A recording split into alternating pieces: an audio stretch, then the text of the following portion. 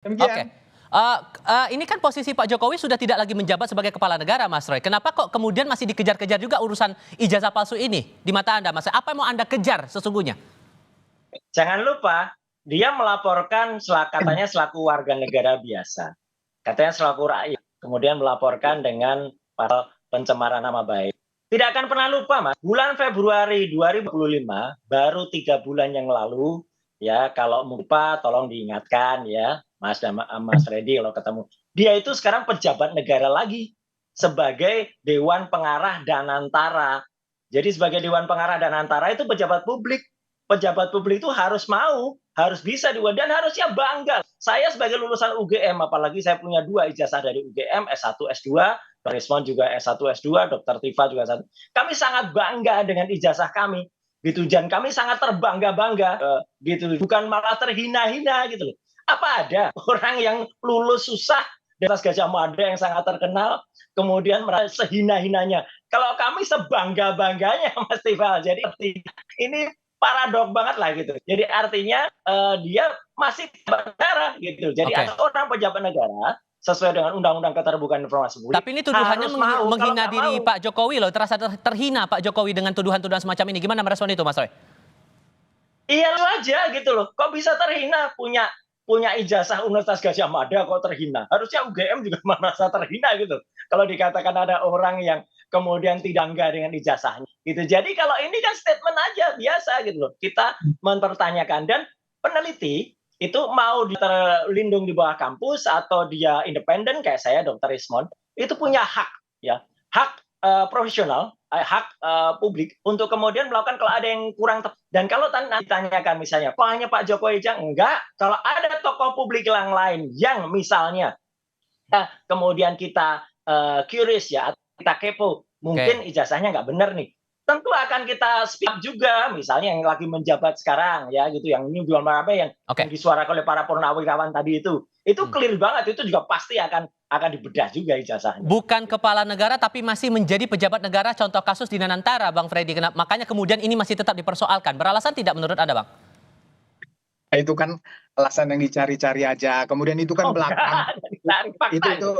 Itu kan belakangan Dewan Pengarah nggak ada hubungannya lah dengan perkara ini. Jadi begini, ya silahkan nanti Mas Roy dan kawan-kawan melakukan pembelaannya, silahkan. Pak Jokowi bukan merasa terhina bahwa dia alumni UGM, justru dia sangat bangga. Itu yang membuat dia menjadi pada posisi presiden 2 periode, dan ijazah itu yang dipergunakannya yang membuat dia merasa terhina sehina-hinanya, martabatnya, kehormatannya diserang adalah ketika ijazah yang dia pergunakan, dia peroleh itu dengan sebaik-baiknya itu dia pergunakan untuk menjadi presiden 2 periode dikatakan palsu. Kemudian terus-menerus itu dibangun narasi-narasi seolah-olah Pak Jokowi ini telah menggunakan ijazah itu untuk menjadi wali kota, gubernur, presiden ya, dengan dasar-dasar atau ijazah yang tidak benar. Itu narasi itu di publik menjadi gaduh,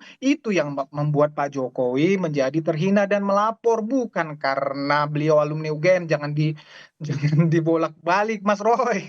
Oke, gimana Mas Roy?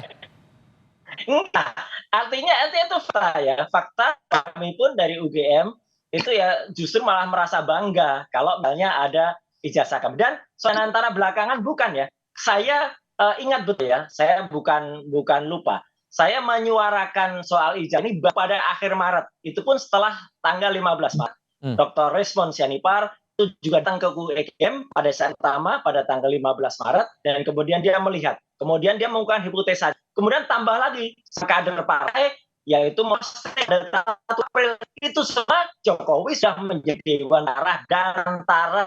Ya, seluruh publik menilai nih Mas Tifa. Jokowi itu sudah kalau misalnya dia November sudah jadi rakyat biasa. Sampai dengan Januari, Februari itu dia belum apa-apa. Nah, kalau ada gugat ijazah di situ mungkin salah karena dia rakyat biasa. Nah, Februari jadi pejabat publik clear sekali time stamp-nya itu, time framing-nya itu tepat sekali. Ketika Maret kita teriak, loh ini ada pejabat negara ya harus mau dong itu dibuka, dan ternyata faktanya siang ini fakta itu sudah bilang kalau mau menunjukkan keadilan ternyata tidak mau di pengadilan. Ini kan sudah intislah dengan statement-statementnya. Publik lah itu semua itu. Ini sudah banyak aduannya Bang Freddy. Menurut Anda aduan-aduan dari para pihak, dari Pradi Bersatu sudah melapor ke Polres Jakarta Selatan, Pak Jokowi langsung mengadu ke Mapolda Metro Jaya. Apakah ini akan berujung pada hukuman atau gimana Anda membaca prospeknya ke depan? Jadi begini, saya tanggapi sedikit tentang pejabat negara tadi, walaupun nggak ada hubungannya, udah saya sampaikan dengan antara dengan ini. Cuman karena Mas Roy berargumen gitu tadi ini, mungkin lagi rame terakhir-terakhir ini bahwa BUMN itu ya dan antara itu tidak termasuk lagi pejabat negara, bahwa Dewan Pengarah, Lain, Dewan Pengawas. itu undang-undang KPK lain. Ya silakan Anda mengatakan lain, tapi saya menjelaskan seperti itu. Nah, kemudian masalah itu tadi, ya sudah pasti ini, ya kalau saya juga orang hukum, saya melihat ini akan berujung di pengadilan. Saya melihat ini akan ada tanpa mendahului, tapi karena ini kan kasus yang sederhana seperti yang saya sampaikan tadi.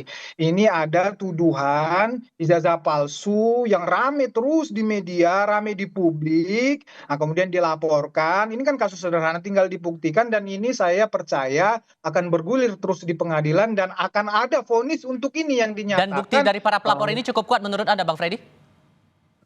Pak Jokowi jelas ya. Pak Jokowi jelas sudah membawa ijazahnya yang SD sampai fakultas itu kan udah sampai universitas sudah. Ini kan bukti yang sudah sangat kuat, bukti otentik kan begitu. Nah, masalah para pelapor yang lainnya kan juga kalau nggak salah saya penghasutan tinggal dibuktikan saja apakah perbuatan-perbuatan para terlapor ini benar-benar bisa menghasut publik. Tinggal dibuktikan ya. Sudah kita tangkap poinnya di situ. Bang Freddy, Mas Roy, terima kasih sudah berdiskusi bersama kami semua. Baik, terima kasih. Terima kasih Mas Roy. Terima kasih Mas Freddy, terima kasih Mas Ivan. Kami akan kembali dengan informasi lainnya. Tetap di Kompas Petang.